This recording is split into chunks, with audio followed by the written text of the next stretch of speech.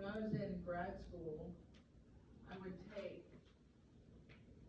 at least 3 days to write a good paper, but if we were writing 15-page papers, 20-page papers, but you had to have like 30 or 40 verses, to back up what you were trying to say. And you guys will do that when you have capstone at the end. You'll do like, most of you, not all of you, I think it might depend on your degree or the trajectory you're on. But you do a capstone project where you present it in front of the school at RSU, the deans and the professors and your fellow students. It's a 20-page paper, you get a whole semester in capstone. Read it all out to them, or just? No, you have it there if they want to flip through, all those things. And you get to pick what you want to do it on. Like when I did mine, because I went to RSU, I did mine on sexual assault. Delayed versus immediate reporting, meaning if people got held right after they were assaulted versus years later was their difference. And the results showed that it kind of didn't matter when you got it, as long as you got it, it was helpful. And then, but then I came across, but then you'll like, when you let the research guide you, you're like, oh, I want to do this, but then the research will be like, no, look at this, look at all this research is saying this way. A lot of secondary traumatization from the police, people not being very accommodating to you after you got something crazy or raped kids at the hospital, or police interrogating you and not being, sensitive to what just happened. So that's fun, but that'll be at the end. Well on yours? I did. I think I got like a 90. I'm an overachiever though, badly. I had a baby in my master's degree, still got a 4.0. I'm a sicko. Quite literally. But that's then. I'm not really type A anymore. I'm like kind of a meld of type A and type B until way out. Because I got RSU's Outstanding Graduate Award, where they pick the one person out of everybody. Nice. But I had like, because I was crazy, an overachiever, but what was it all for, you know what I mean? So you want to do that again? When is enough enough? When is enough enough? It was really because nobody cared as a kid that my parents didn't go to my stuff, And so I was gonna make them proud of me, I think, or something along those lines, I'm not really sure. Now, I just do what I want. And what I don't want to do, I don't do. So the brain, what do you know about the brain? It is in control of every movement, thought, and possible. It's you. It's you? Every time I hear that you, I think of that show, I didn't even watch it. Oh, yeah. That is not true love, lady, that she's stalking you. That's a hot take. That's a P.O.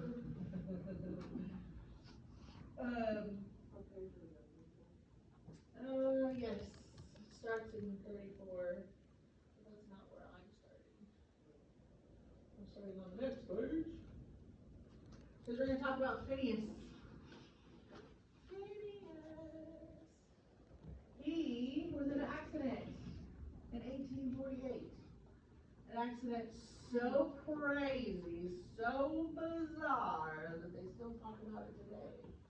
Because look what happened before. He had a pipe with him. He had a pipe in his nose. What happened to him? Did he die? No. He survived. He just had a terrible time recovering. He also changed as a person. He changed as a person. What would make him change as a person? I don't know if there was someone in his motor. Well, so his executive function was damaged. Which is located on the low of the brain. So a lot of people with ADHD and stuff. He basically got a lobotomy. Well, The most painful way possible. he was talking and walking with that through his face. And then he ran unconscious for a second and he got up and they're like, oh my gosh, you need to go to a doctor. And so they take him, they remove the pipe, he survives, I mean, except for his whole temperament and demeanor changed, where he was a patient person, he became hot-tempered, he was late for work, he wouldn't show up to work half the time, his whole demeanor changed because of where the damage in the area of the brain where they incurred the damage the whole.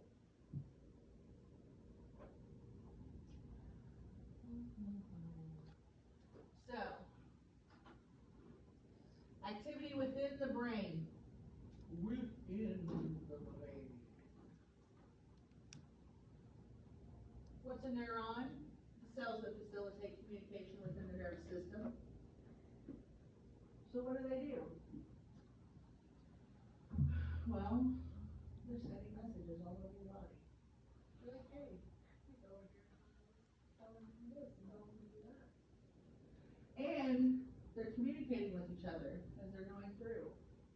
Interneurons are neurons that serve only to connect to other nearby neurons rather than reaching farther out in the body. So they stay a little closer to home. You have 100 billion neurons in your brain.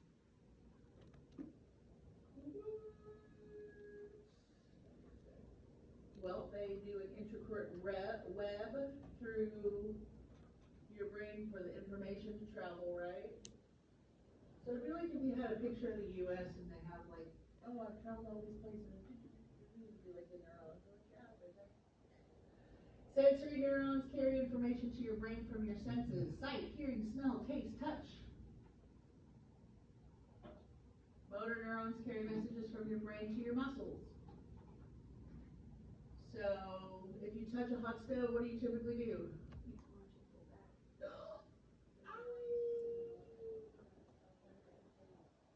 I was getting ice the other day out of a ice machine, pre-bagged ice, and I pinched my finger so bad.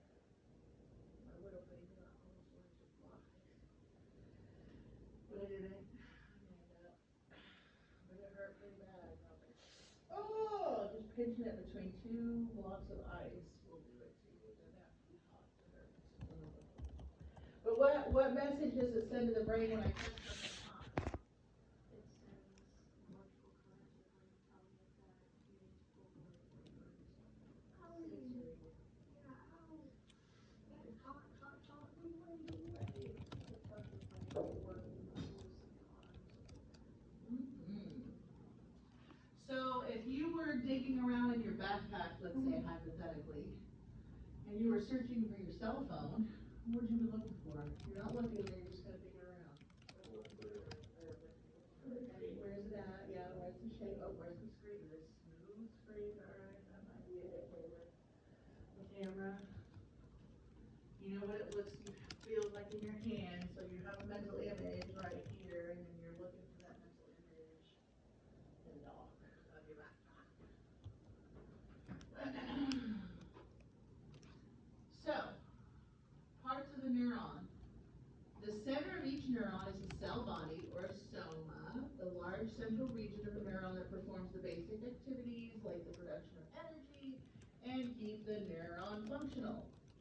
The passageway from the neuron is called the axon.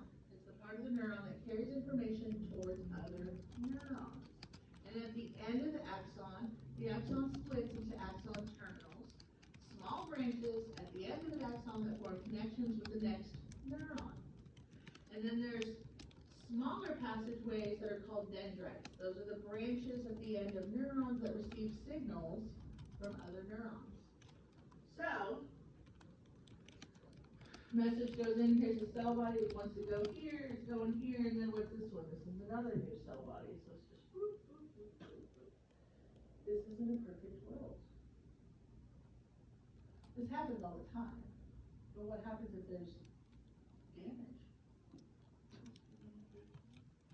What happens if there's miscommunication?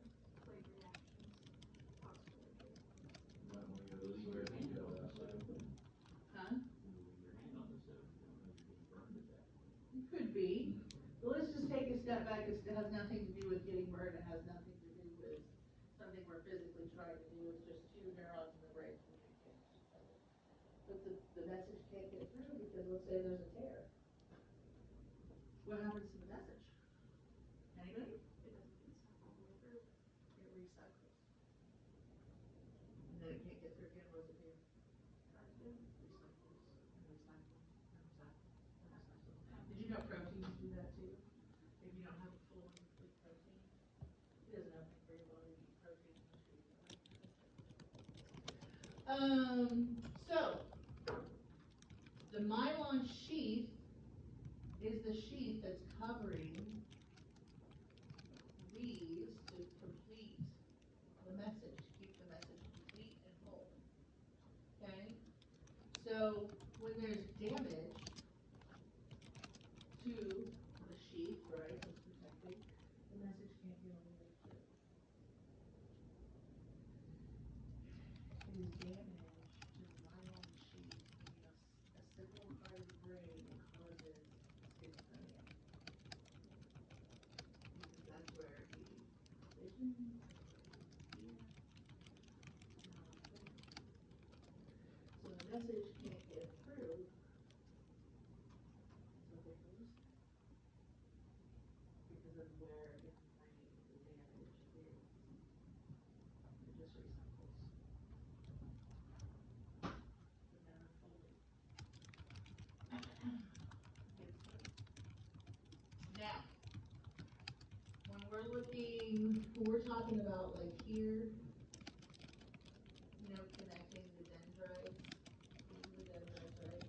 These are the axon terminals connecting to the dendrites in the next cell body. And we're wanting it to be full and whole.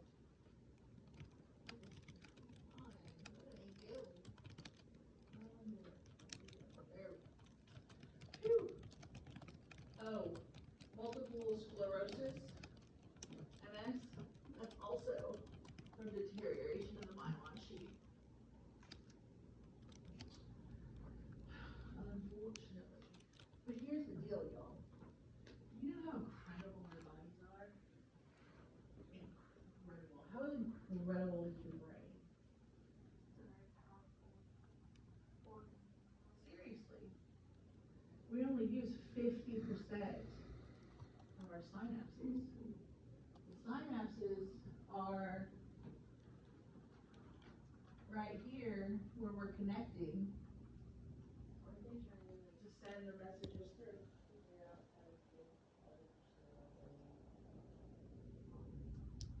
I mean, when people have like severe seizures, what do?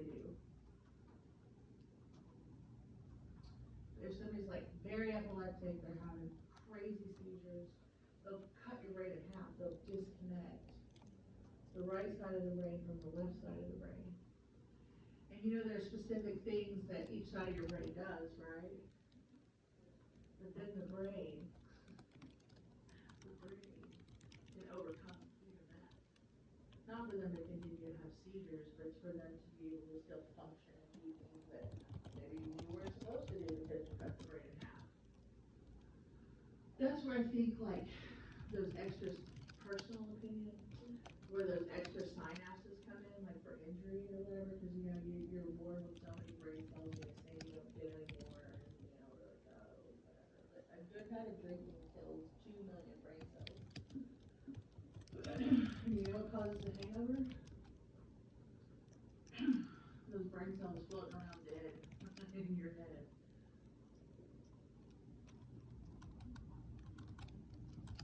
If you want to take it to the brain. But these synapses is the gap between the two connecting neurons, and so the message has got to get through so that it can go through. Now if it can't, it does a reuptake, which means what? It recycles, recycles, and recycles again. and it never stops.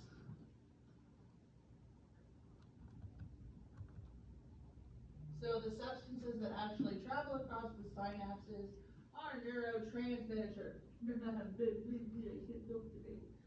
Neurotransmitters, chemical messages that travel across synapses from one neuron to the next. Have you ever heard of endorphins? What do?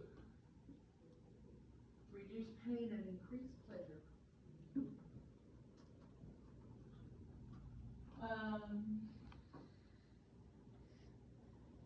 Is there anything that we do or might take that affects that?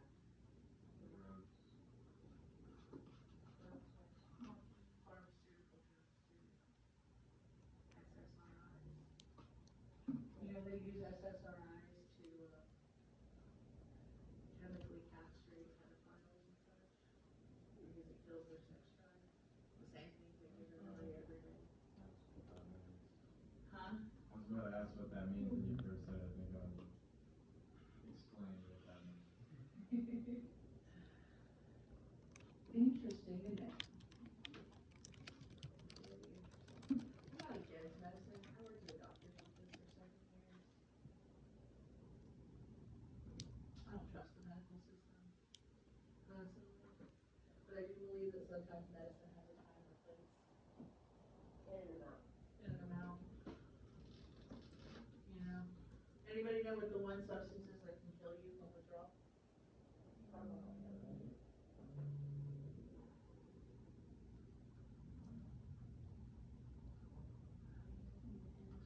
Yeah. Doesn't matter which kind of alcohol it is. Number one killer in detox. If you ain't doing it right, you will die. If you're a full blown alcoholic,